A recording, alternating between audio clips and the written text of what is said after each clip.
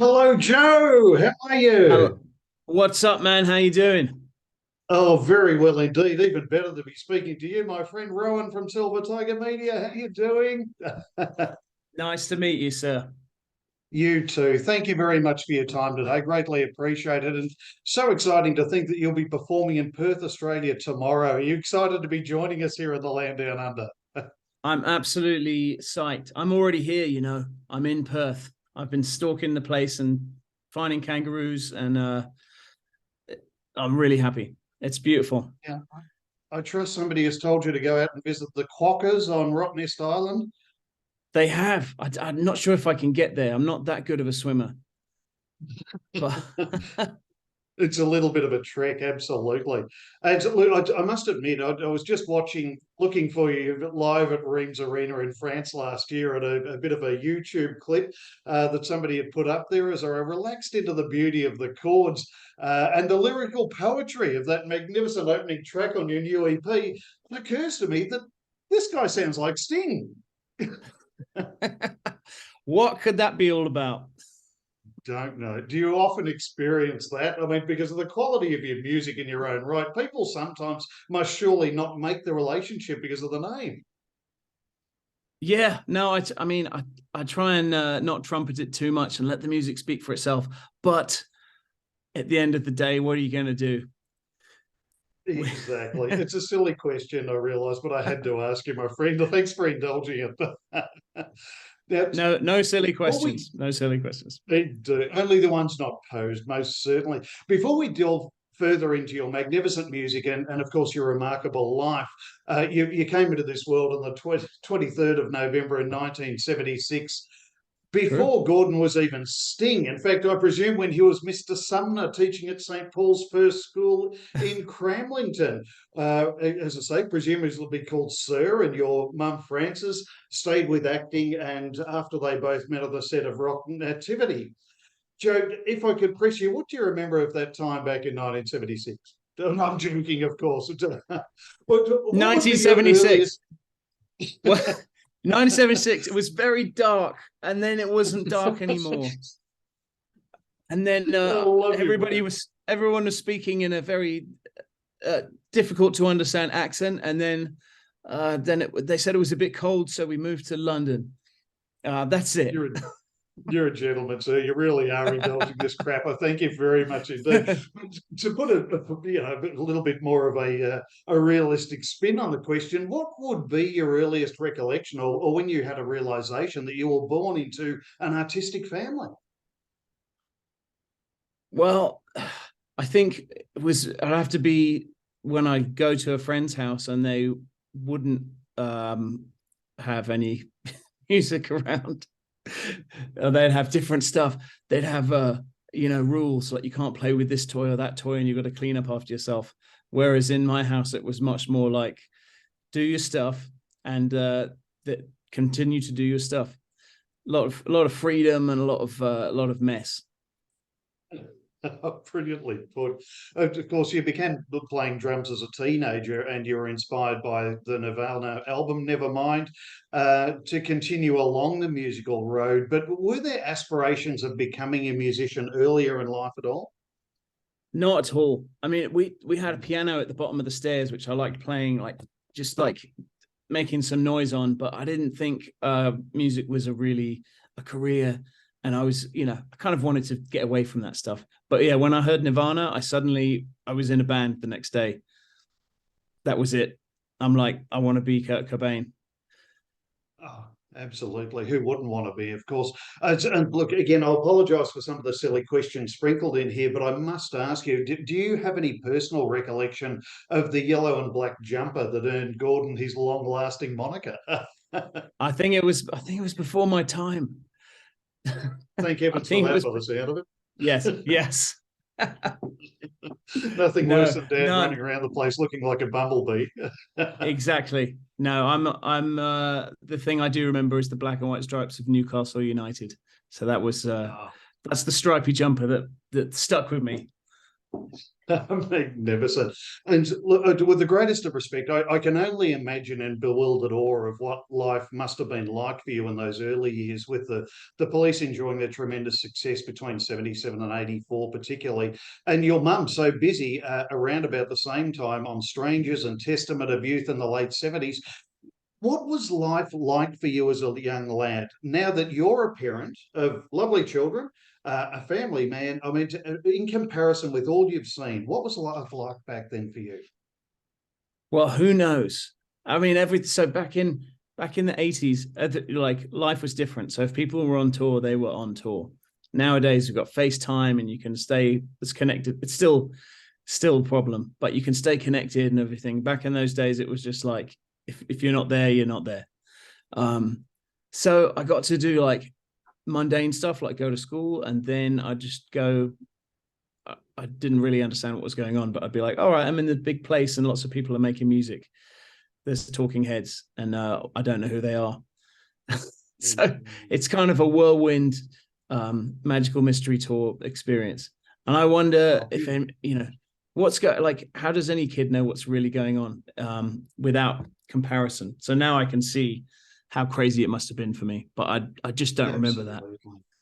Yeah, and look again with all the respect I can muster for all concerned, 1984 would have presumably been a tremendously tumultuous time for the entire family and tremendous upheaval for a young lad. Without wishing to delve into your past in any way as an unwelcome intruder, was there a time when you were not at all interested in pursuing music and the lifestyle that you'd witnessed firsthand in such impressionable years? Was sort of that time a little bit of a catalyst for no, I don't want anything to do with this?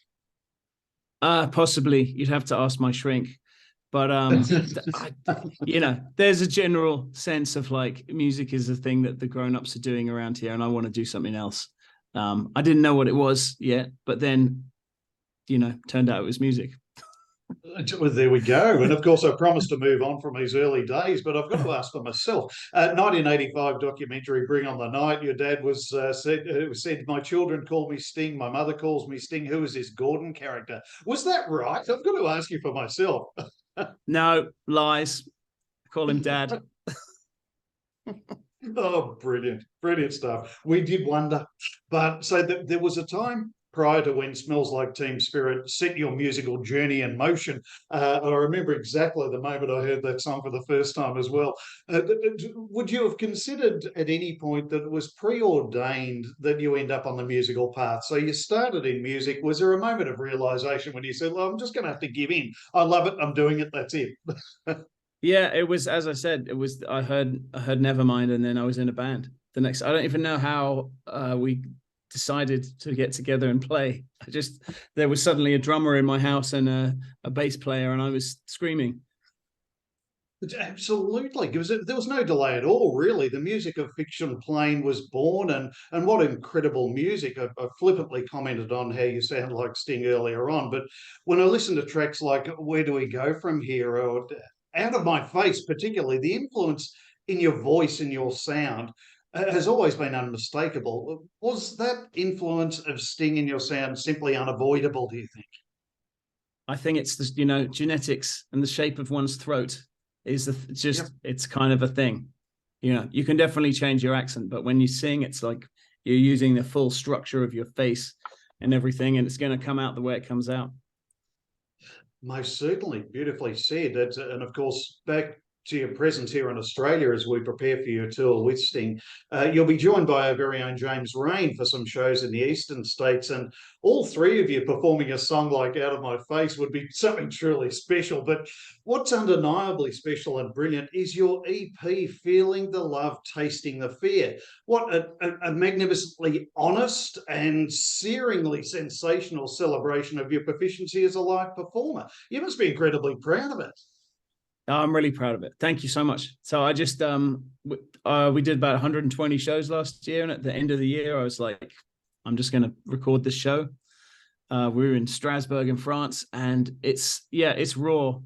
It's just off the desk, mixed it a little bit, but no fancy tricks, nothing like that. And it's just me in front of a crowd of like 10,000 French people.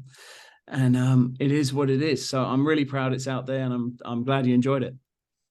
Oh, very much so. It is perfect, absolutely perfect. It's like you're there at the live show without wishing to wax too lyrical. But the title itself, what's the backstory in the title? So it's a lyric from the song "Live Life," which is, I think, it's track 4 on there. And "Live Life" is just about the facts of the tragedies and travails of life.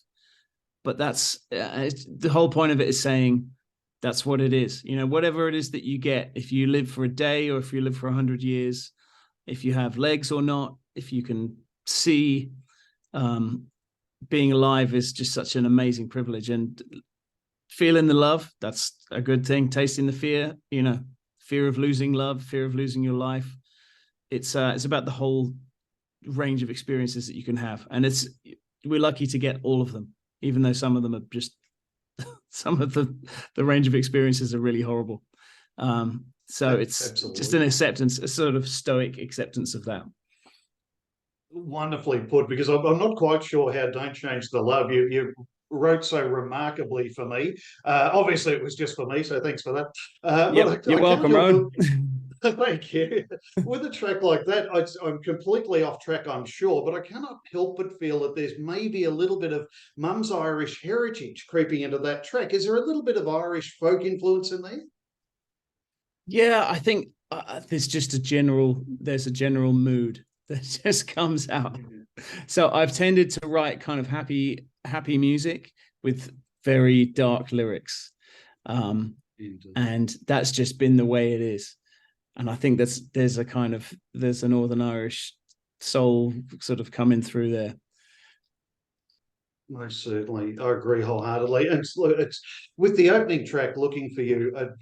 It has to be my favourite track for a range of reasons, but I think most of all is the way that it sort of lifts you up and launches you into the whole feeling of the EP to perfection. I don't know if you deliberately sequenced it like that, but it just works so well. What was the influence for you in that song? Well, what was the influence? So if you listen to I have a fully record, you know, a studio version of the song, and it's got flutes and it's kind of very easy jazzy listening. That song was really about having experiences where, with a partner or a close friend or a wife or whatever, where you're both trying to figure out the world, and you see it different, you just see things differently, and maybe that leads to arguments and difficulties, but you come back and you're like, this is what it is. We're looking for each other and we don't know how to say that we love each other so much. And then eventually it comes clear. And it's the beauty of the Syrian chorus is all about, it all comes together and it all makes sense again, even though we couldn't explain it to each other. Indeed. Wonderfully put. And again, a free confession, not to give you too much boring stuff about me, but every time I listened to Hope, I thought, how the hell did Joe actually identify something I didn't know was going on? That desperation, that clinging to, is it all going to be okay? It's just remarkable. How on earth did you come up with such a brilliant song? Did it take a long time, or did it come to you quite quickly? That song kind of just came out of it was there, it was done. But I think it's a lifetime of experience of especially since I've started having children and having a family. I spent a long time not really knowing what's going on in my life, and then suddenly I'm like, this is it, this is my whole purpose, is to be a good dad and love my kids. And then you're suddenly afraid of, okay, but I've spent all these years not doing that. Did I waste my time? Did I now I've got to live to be 150 years old to see this through, and everything suddenly feels so temporary and so beautiful at the same time. Oh, wonderful, wonderfully put. And how you put that across in music is just absolutely remarkable. But I guess it's that organic nature of honesty that comes out in music so well. It doesn't surprise me that it just came out in no time. Yeah, I was just saying to somebody a minute ago, actually, like it's really important for me to sing things that feel true to me, because as I sing, it starts to become, I take on the character or the essence of the music, And if I'm saying something that's not true or doesn't is not genuine, that really rubs off on my spirit. And if I'm singing the same song 150 times a year, it turns you into a strange, disconnected person. So I'm really I'm really all about singing things I believe in. Oh, wonderful stuff. And I have to ask you one further question, if I could, Joe, just between you and I, and whatever person in the rest of the world might want to tune into a Yeah, rambling no buffoon one's and a watching. magnificent musician. But what's it like for you deep inside to watch your songs? I guess now that you're a parent and have been for a considerable period of time, is it like watching a song taking its first steps on stage before a live audience? Is it almost a parental feeling to watching a new piece of music take its first steps before a live audience? There is a certain parallel there. I mean, the difference is it's easier for me to let go of a song and know that people are going to take it the way that however they take it, and I can accept that more easily. With the child, like a real human being, it's hard to let go. I just want to keep them safe forever, you know. Oh, wonderful.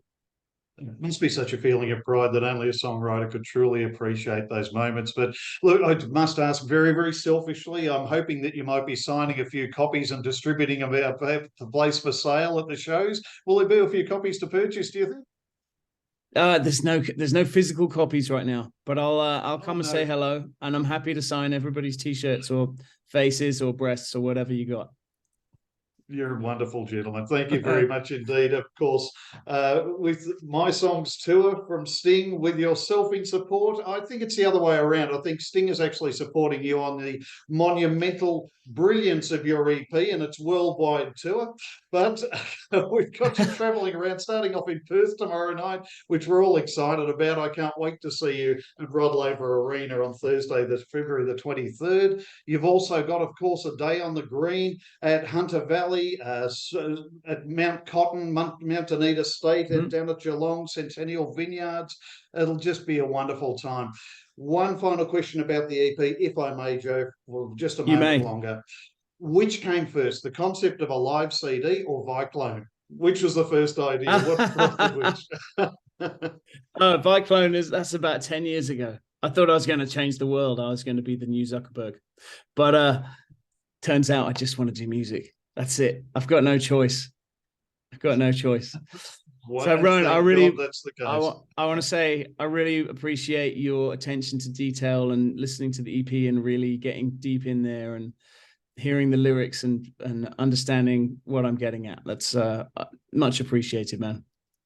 It's my pleasure, Joe. Entirely my pleasure. And of course, I haven't even started on the City of Angels Football Club and your work there. So, but thank you very much for joining me today. It's greatly appreciated. We can't wait to see you around Australia, and travel safely, my friend. We'll see you on the road. Thanks a lot. It's a long walk, but I'll be there very soon. Cheers. Cheers, Joe. Take care. Bye. Bye-bye.